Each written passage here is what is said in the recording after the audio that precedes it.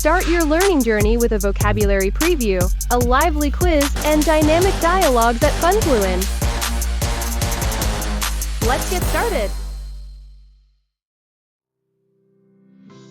All right, so we're diving deep into British English today. Everyday talk, some fancy stuff too. We've got two sources: British English language elements and cultural usage. And then this transcript from a native speaker's video, all about how they actually talk.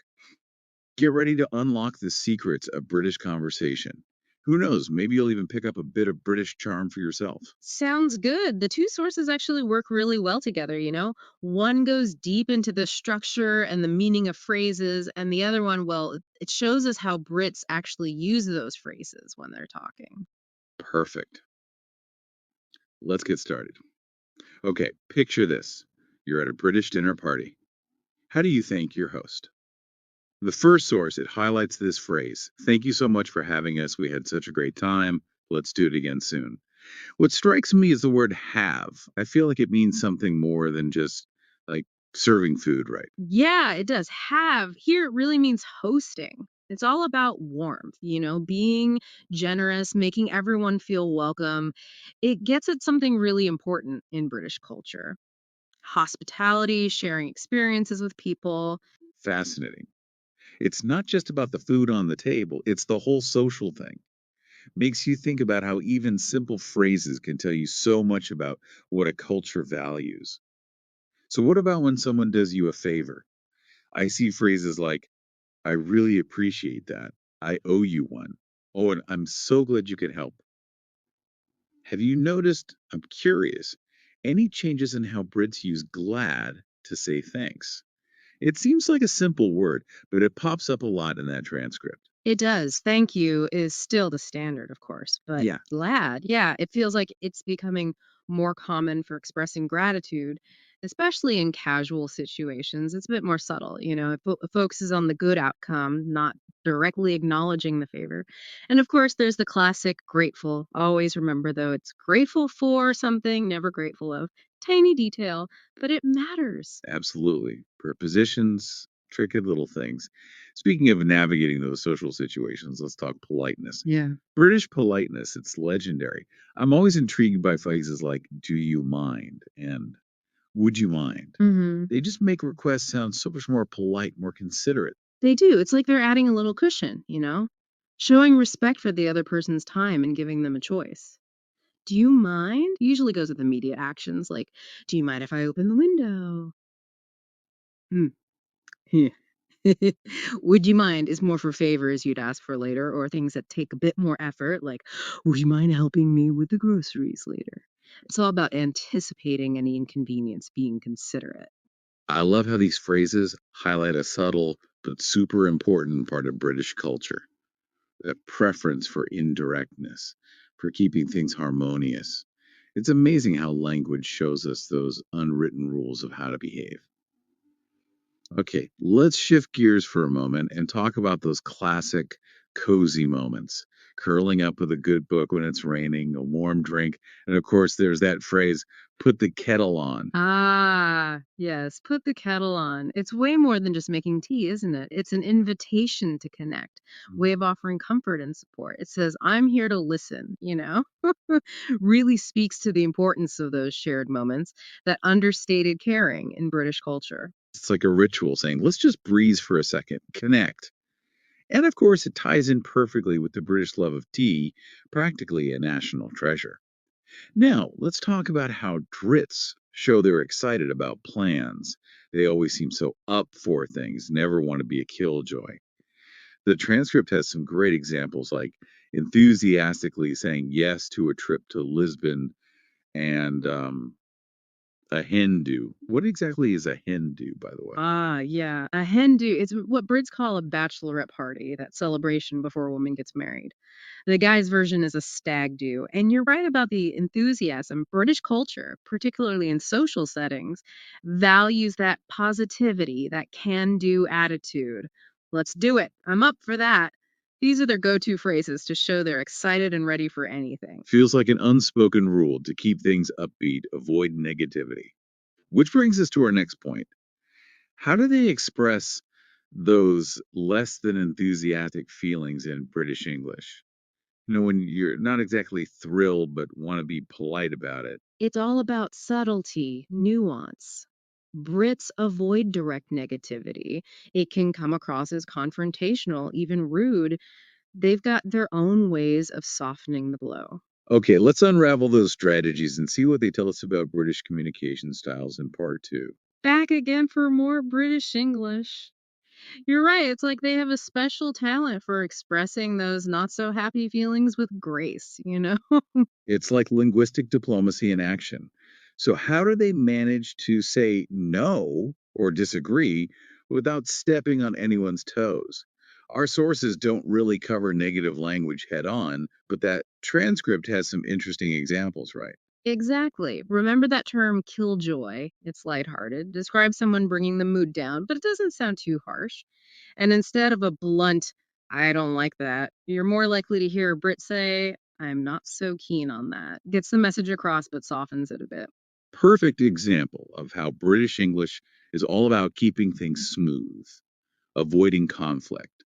Instead of direct confrontation, they find that middle ground, disagree without killing the good vibes. Makes me think, does this tendency to be indirect, does it show up in other parts of the language as well? Absolutely. It's woven into the very fabric of British English. Think about quantity, for example. We talked about slightly. It's a more subtle way to say a little bit. But there's another thing. The linguistic analysis source, it points out that Brits often use too much to express a negative excess. So it's not just about going over a certain amount, it's about going over what's comfortable, what's acceptable, like saying, I ate too much chocolate. It suggests a bit of regret, maybe even feeling sick. Precisely. It's not just the quantity, but the implications of that quantity, if you will. It adds another layer, suggesting it's gone beyond what's good or right. Wow, a single phrase can reveal so much about how a culture sees things, what they consider normal. This deep dive wouldn't be complete if we didn't talk about that quintessential British thing, humor. I've always loved British humor. It's so dry, so witty, often based on understatement, irony. Do you think there's a connection between this type of humor and that British preference for indirect communication? That's an interesting thought. Our sources don't directly address humor, but it's definitely something to ponder. Understatement, irony, they allow for a subtle kind of wit, a humor that doesn't need loud pronouncements. It requires a certain shared understanding, a knack for reading between the lines, wouldn't you say? It's like a secret language, a shared joke without spelling it out. And it seems to thrive in that space between what's actually said and what's implied, right? Even put the kettle on. Well, it's mainly about offering comfort. You could almost see it through a humorous lens. It's like a national motto, a way of saying, don't panic, let's have a cuppa and face whatever comes our way. I love that interpretation. It's spot on. That blend of practicality and a slightly wry observation, very British humor, and even I'm not so keen on that while being polite. There's a hint of dry wit there, a way to express dislike without getting negative. It's humor wrapped in a velvet glove, for sure. But humor aside, there's one area of language that always trips up language learners, and me too, sometimes Hmm. prepositions. I've noticed British English sometimes uses different prepositions than American English. The source, British English language elements, it touches on how important prepositions are, but doesn't give us a lot of examples, unfortunately. True, prepositions can be a bit tricky, but they're crucial for being precise. For example, in British English, you might say, I'm at university, not I'm in university, like in American English.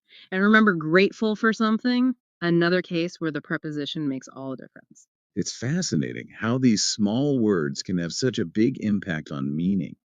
Shows how important it is to pay attention to the details.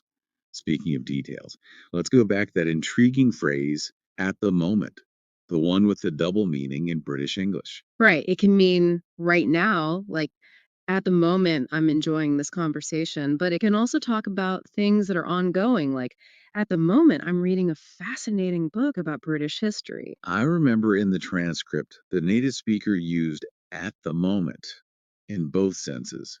Teaching a class, working on our YouTube channel, even temporarily living in London, all at the moment. It makes me think about how British culture sees time as something fluid, ever changing.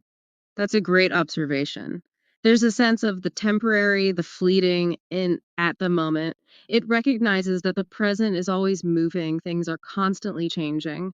A reminder to appreciate now, but also acknowledge that time keeps flowing. Very philosophical. It Yeah. connects to that British love of history, of tradition, right? The Mm. sense of being linked to the past, but also living in the present. Before we move on, I want to touch on something that always fascinates me: advanced vocabulary. Our sources use words like received pronunciation, considerate, engaging, and gripping. These words, they represent a kind of sophistication, a deeper grasp of British English. I'm especially curious about received pronunciation. It seems to have cultural weight beyond just being an accent. Could you talk about that a bit more? Of course, received pronunciation, or RP for short, it's the accent traditionally linked to the British upper class, the educated elite. It's often seen as the standard, the prestigious accent, even though it's spoken by a relatively small group of people. So it's not just about how you pronounce words, it's about what your accent says, about where you come from, your social status. Exactly. It's a fascinating example of how language can be used to signal social distinctions, even hierarchies. But it's important to remember language is constantly evolving. Attitudes towards accents are changing too. RP isn't the only sign of prestige or education anymore. Great point. Language is alive, it reflects how society changes. But even as accents change, the words we choose, they still reveal a lot about what we value, what matters to us. Absolutely. Words like considerate, engaging, gripping, they suggest a culture that values being thoughtful, being curious, a love of language. They reflect a certain depth of thought, a willingness to really engage with the world. It's amazing how a single word can pack in so much. This deep dive has been a fantastic exploration of British English, from those everyday sayings to more sophisticated vocabulary and even those hints of humor. We've uncovered some fascinating insights into British culture along the way, wouldn't you say? Absolutely. British English, it's more than just words and grammar. It reflects a culture that's rich and complex, full of subtle ways of communicating and a deep appreciation for language. Right. Ready to explore those cultural connections even further in our final part? Oh, absolutely. I'm ready to unpack those cultural connections. It's amazing, isn't it? Language, it's like a window into the soul of a culture.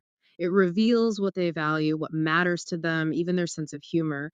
And British culture, as we see it reflected in their language, it's all about politeness, tradition, and a unique way of approaching social interaction. We've talked about politeness a lot in this deep dive, but it really is a cornerstone of how Brits communicate. It is. All those softeners we discussed. Do you mind? Would you mind?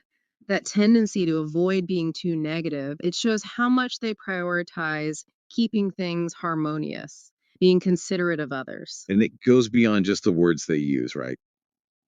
I've always been struck by how deeply ingrained politeness is in British culture as a whole, even in everyday actions. Absolutely. Think about that famous British queuing etiquette.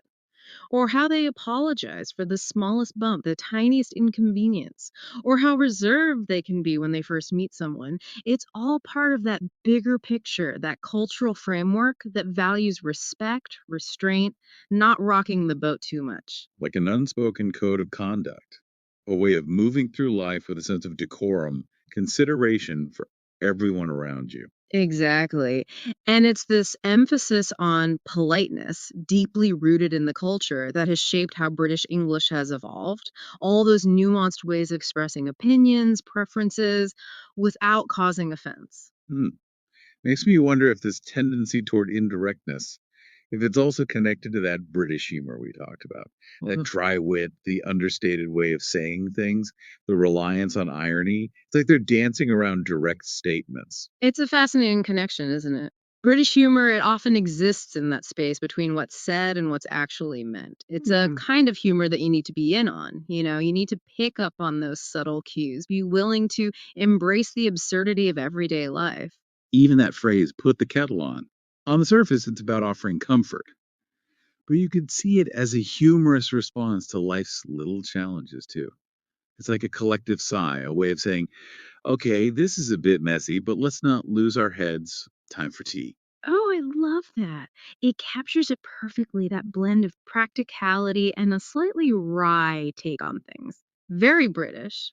And even something like, I'm not so keen on that. It's polite, but there's a hint of dry wit in there too.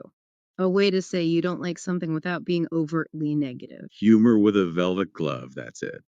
And speaking of cultural touchstones, we can't forget about the importance of tea in British culture. It's so much more than just a drink. Absolutely. It's a social ritual, a symbol of comfort, connection, a way to mark time, share a moment of peace with others. And the language around tea, it reflects that importance. A nice cuppa, fancy a cuppa, shall we have a brew?